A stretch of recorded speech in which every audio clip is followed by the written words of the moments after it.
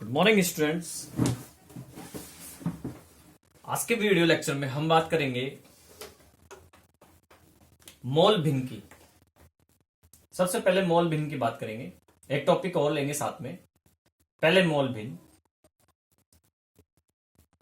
मोल भिन्न जिसको एक्स से रिप्रेजेंट करते हैं। होता क्या है मोल भिन्न? मोल भिन्न है, जैसा कि नाम से पता चल रहा है, मोल और भिन्न यानी अनुपात। तो किसका अनुपात? यह अनुपात है विलय के मोल और विलयन के मोल। यह अनुपात है विलायक के मोल और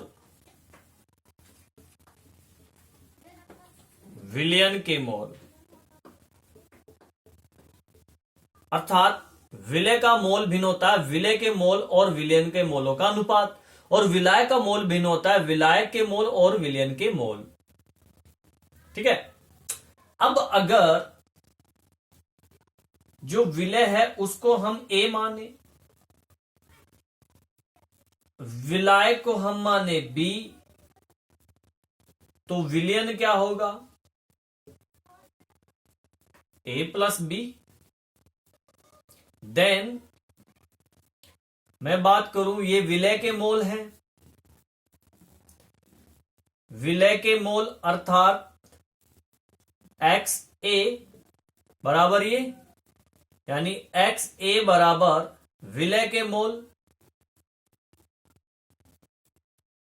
हम ये बात कर रहे हैं एक्स ए, तो विलय के मोल एन ए, मोलों की संख्या को एन से प्रदर्शित करते हैं, तो एन ए बटा N A plus N B. विलय और विलायक दोनों को मिलकर विलयन बनेगा, इसलिए। जबकि विलायक का मोल क्या हो जाएगा? विलायक का मोल भिन्न बराबर एक्स बी बराबर एन बी, विलायक के मोल बटे विलयन के मोल N A plus N B.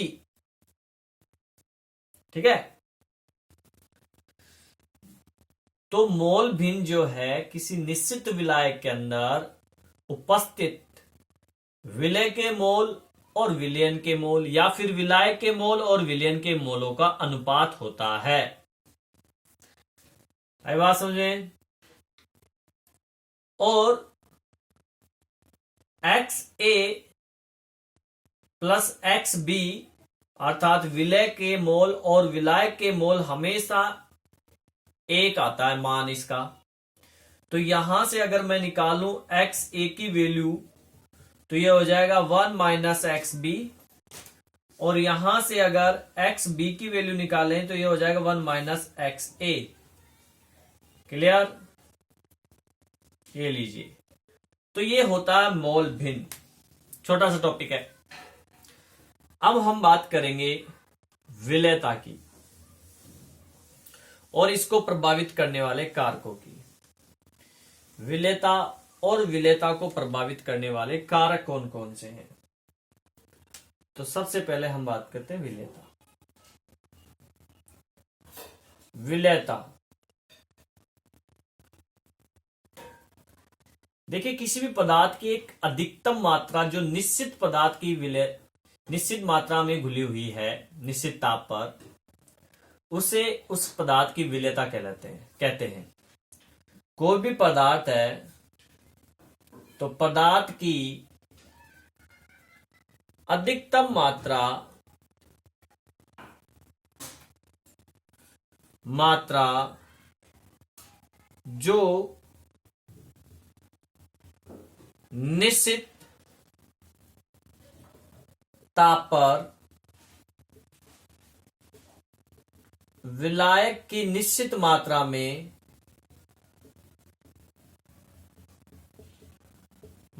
में घुली हुई होती है, तो पदार्थ की विलयता कहलाती है। अब इसको प्रभावित करने हम सबसे पहले हम बात करेंगे गैसों की द्रव में विलेयता। गैसों की द्रवों में विलेयता, गैसों की द्रवों में विलेयता, यानी गैस को अपन किस में मिलाएंगे? द्रव के अंदर। ये विलायक है, मतलब द्रव क्या है? विलायक है, और गैस क्या है? विलय है। तो इसकी बात कर रहे हैं अपन। देखो, गैसों की द्रव में जो विलेयता होती है वो एक निश्चित ताप पर एक निश्चित सीमा तक होती है। इसका मतलब ये नहीं होता कि उस द्रव के अंदर अपन बहुत सारी गैस मिला दें, जितनी क्षमता है उससे ज्यादा नहीं मिला सकते अपन।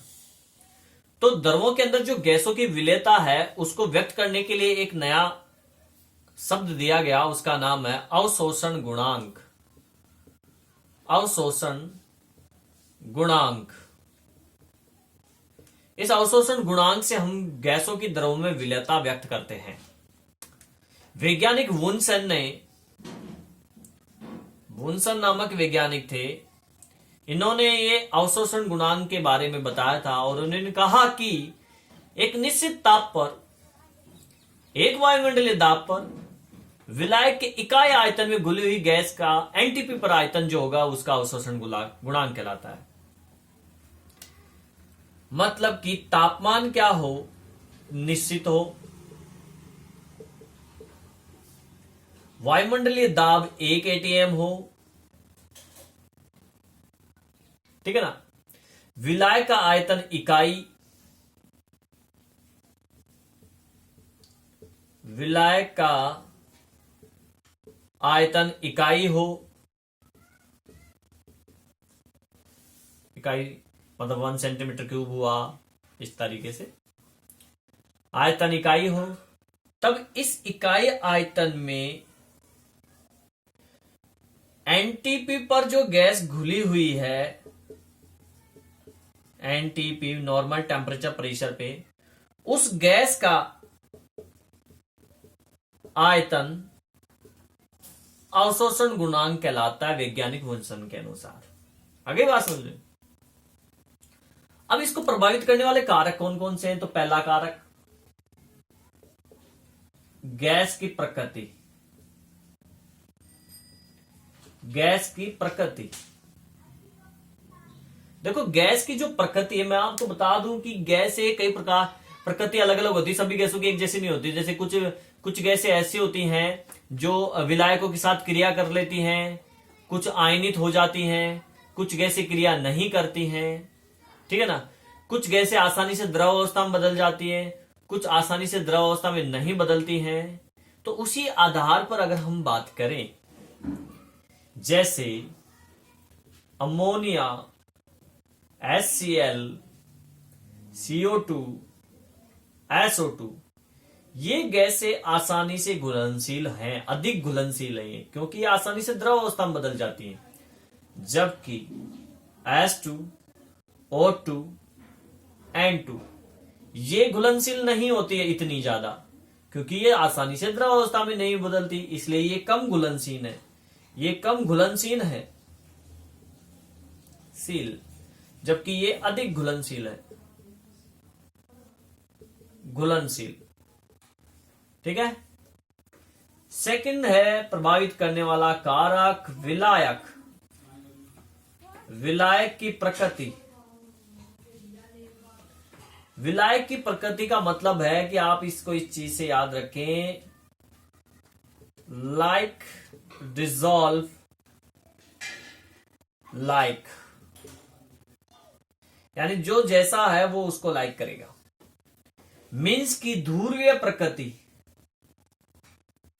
ध्रुवीय प्रकृति की जो गैसें होती हैं वो ध्रुवीय विलायकों में घुल जाएंगी, ठीक है ना। जबकि ध्रुवीय प्रकृति की अध्रुवीय विलायकों में कम घुलनशील होती हैं या नहीं घुलती हैं।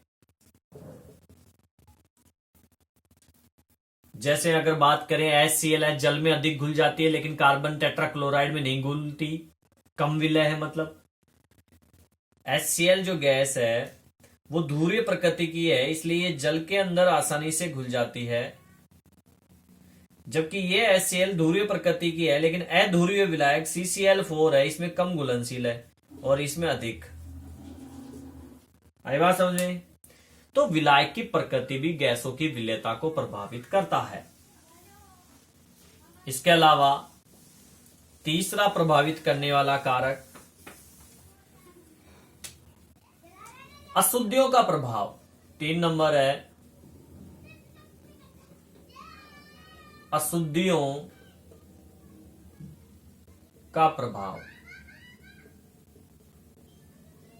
अब अशुद्धियों के प्रभाव में अगर बात करें, जैसे मान लीजिए ये है विलायक, अब इसमें कुछ अशुद्धि मिला दी अपन ने और फिर इसमें गैस मिलाए अपन, तो क्या है, पहले से जो रिक्त स्थान है इसके अंदर, उस रिक्त स्थान के अंदर अशुद्धियां आके बैठ गई हैं, इन्होंने अपनी जगह तय कर ली। तो अब गैस के कणों के लिए इसके अंदर जगह कम होगी, जिसके कारण से हम कह सकते हैं कि अशुद्धियों के कारण गैसों की विलेयता क्या हो जाती है, कम हो जाती है। आगे बात समझे? चलो, चौथा प्रकार है, चौथा प्रभाव जो डालता है वो है ताप का प्रभाव। ताप का प्रभाव, देखिए ताप बढ़ने पर गैसों की विलेयता कम होती है, अर्थात तापमान की व्युत्क्रमानुपाती होती है गैसों की विलेयता। गैसों की विलेयता, तापमान बढ़ाएंगे गैसों की विलेयता कम होगी, तापमान कम करेंगे गैसों की विलेयता अधिक होगी, क्योंकि आप जानते हैं कि अगर ताप हम बढ़ाएंगे,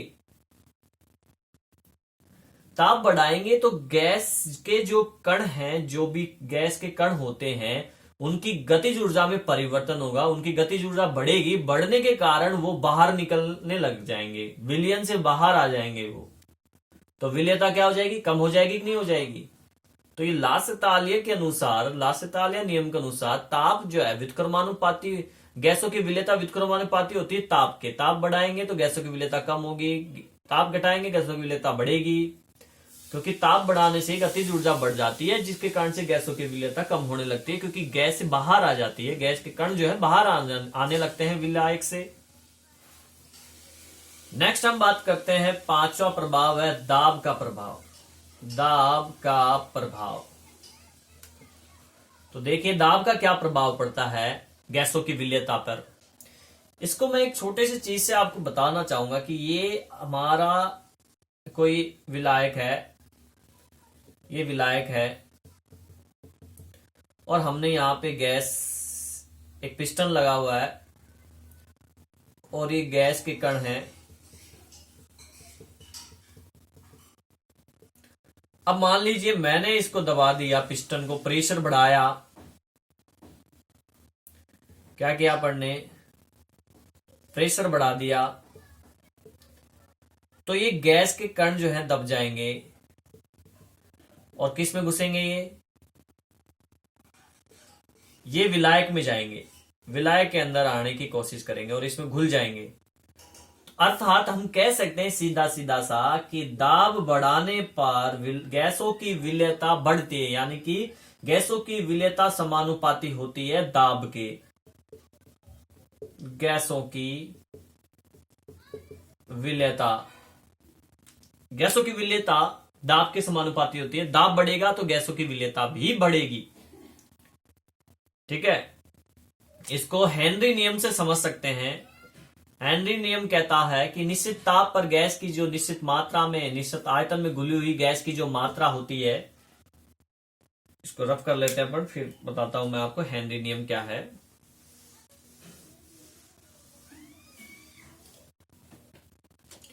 हेनरी नियम है, हेनरी नियम देखिए कि स्थिर ताप पर स्थिर ताप पर किसी विलायक के निश्चित आयतन में घुली हुई गैस की मात्रा अर्थात m साम्य अवस्था पर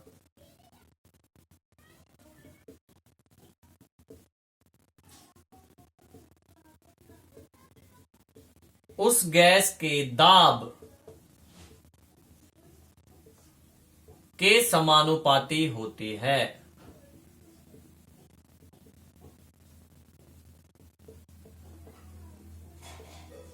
अर्थात m समानुपाती p, गैस की मात्रा दाब के समानुपाती होती है। समानुपाती का चिन्ह हटाएंगे तो क्या आ जाएगा, kp।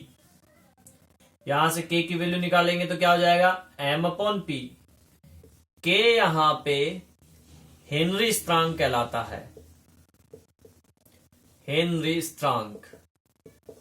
ठीक है। अब गैस की सांद्रता p मान लें और उसका मोल भिन्न x। तो गैस की जो सांद्रता है p, गैस की सांद्रता यहां पे p से रिप्रेजेंट कर रहे हैं सांद्रता को, सांद्रता गैस की p मान लिया अपन ने। तो ये सांद्रता p जो है मोल भिन्न के समानुपाती होता है, अर्थात x के समानुपाती। तो p बराबर क्या हो जाएगा, ये kx। तो k बराबर क्या हो जाएगा, ये p/x। अब आप जानते हो आदर्श गैस समीकरण PV बराबर nRT होता है। तो यहां से n इजिकल टू मैं लूं तो क्या होता है, n मोलों की संख्या क्या होती है, द्रव्यमान बटे मोलर मास। तो इसकी जगह ये लिख दूंगा तो क्या हो जाएगा, PV बराबर m/m RT। n की जगह ये आ गया। यहां से आयतन निकालूं तो V बराबर क्या हो जाएगा, m/p RT/m। तो ये आयतन आ जाएगा इससे। यहां आयतन V क्या है, आयतन है, और ये क्या है, स्थिर है। अर्थात स्थिर ताप पर हेनरी नियम अनुसार जो है m/p और RT/m किसी गैस के लिए एक स्थिरांक है। मतलब ये स्थिरांक है तो ये भी स्थिरांक है और ये भी स्थिरांक है किसी गैस के लिए। इसलिए हेनरी नियम के अनुसार निश्चित ताप पर गैस के द्रव और गैसीय अवस्थाओं में सांद्रताओं का अनुपात एक स्थिरांक होता है। और इसी वजह से जो है जलीय जो प्राणी हैं वो गर्म जल की बजाय ठंडे जल में रहना ज्यादा अच्छा महसूस करते हैं, क्योंकि ठंडे जल के अंदर गैसों की विलेयता अधिक होती है, ऑक्सीजन ज्यादा विलेय होती है गर्म जल की बजाय, और वो आसानी से रह पाते हैं। अगर हेनरी नियम की सीमाओं की बात करें, इंपॉर्टेंट है हेनरी नियम, ध्यान दें आप।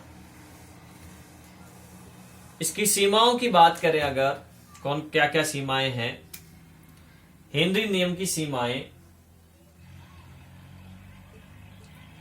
तो देखिए फर्स्ट सीमा इसकी ये है, कमियां सीमाएं कह सकते हो कि किन किन अवस्थाओं पर लागू होता है हेनरी नियम। दाब जो है कम होना चाहिए। सेकंड चीज, ताप जो है अधिक होना चाहिए। ठीक है ना,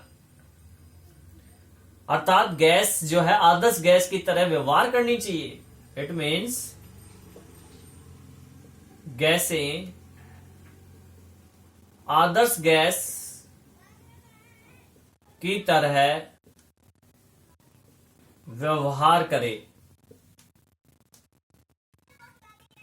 चौथा पॉइंट,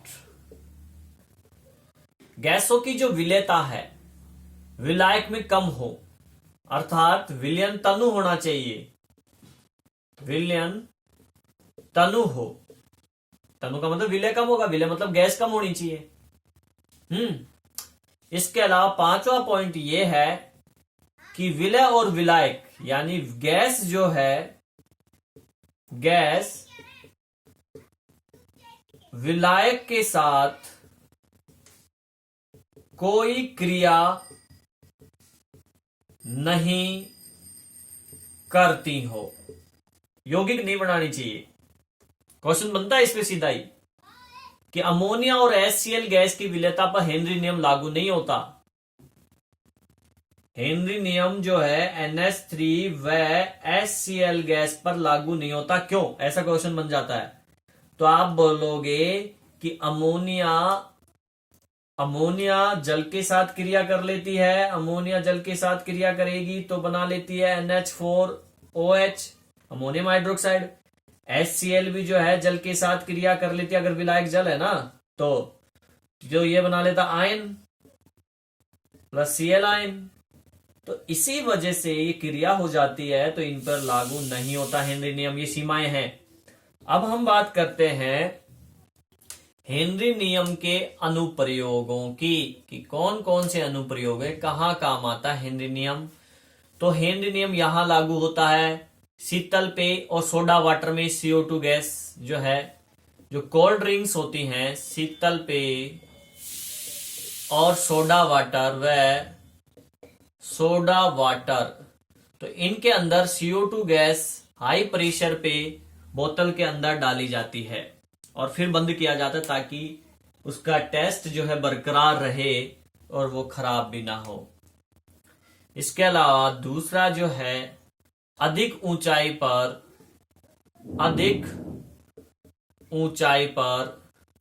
क्या होता है, दाब कम होता है ना, दाब कम होता है अधिक ऊंचाई पर, तो श्वास लेने में कठिनाई होती है। तो अधिक ऊंचाई पर श्वास लेने में कठिनाई क्योंकि वहां दाब कम होता है। तीसरा है गहरे समुद्र में श्वास लेने में, तो गहरे समुद्र में क्या होता है, दाब बढ़ जाता है। तो वहां पे भी फिर जो गोताखोर होते हैं उनको कुछ इस प्रकार से जो है कपड़े पहनाए जाते हैं, इस प्रकार से उनके सिलेंडर में O2 भरी जाती है कि इजीली हाई प्रेशर से जो है ऑक्सीजन श्वास फेफड़ों के अंदर जा सके। और कपड़ों के द्वारा भी जो है सूट होते हैं स्पेशल, वो पहन के जाते हैं ताकि उनका दाब जो है मेंटेन बना रहे, मतलब संतुलित बना रहे और वो आसानी से नीचे जाके आ सके। तो ये थे हेनरी नियम के अनुप्रयोग। आगे बात समझे।